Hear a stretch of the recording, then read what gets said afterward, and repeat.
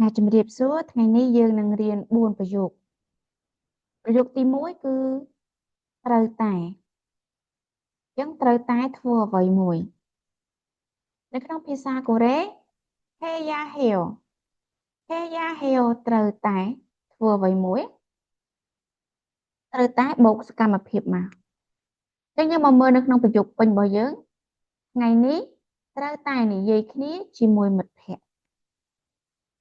오늘 친구와 이야기해야 해요. 오늘 친구와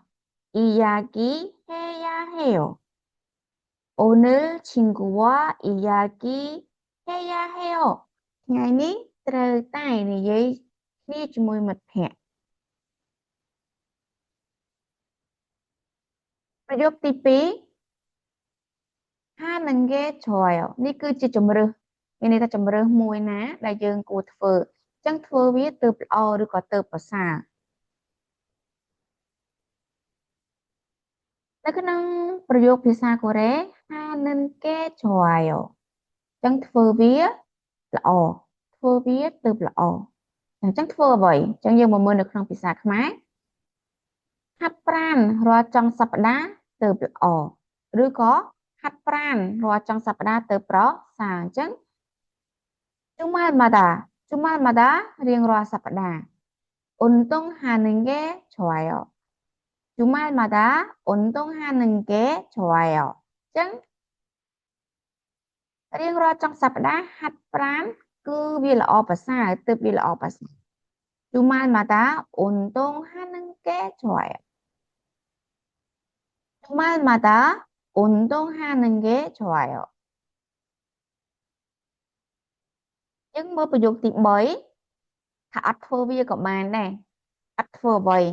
យើងមើលនាមខាងមុខវាគឺជាអ្វីអញ្ចឹងអត់ធ្វើវាក៏បានដែរថ្ងៃហ្នឹងឬ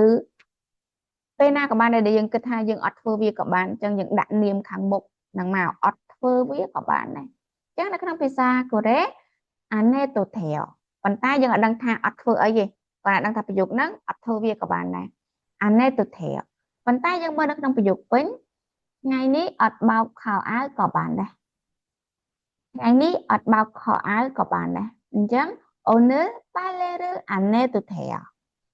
오늘 빨래를 안 해도 돼요 អញ្ចឹងអត់បោកខោអាវក៏បានដែរ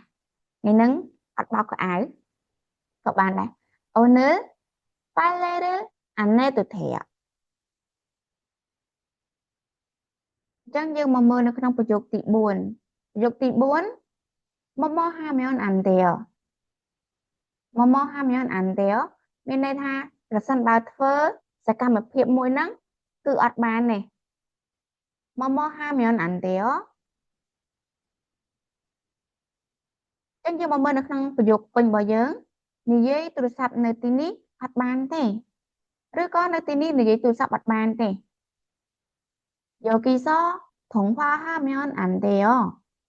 여기서 통화하면 안 돼요 តែទូរស័ព្ទនៅទីនេះអត់បានទេតែមានន័យថាគេបំរាមកន្លែងហ្នឹងអញ្ចឹង 뭐뭐 하면 안 돼요 여기서 통화하면 안 돼요